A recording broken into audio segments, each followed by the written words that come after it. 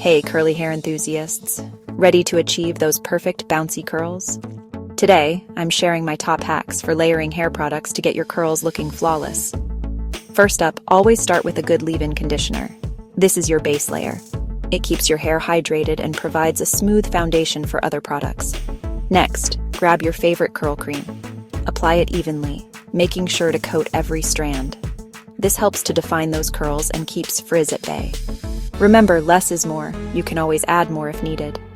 Now, it's time for the gel. This is crucial for hold. Scrunch it into your curls, from the ends upwards.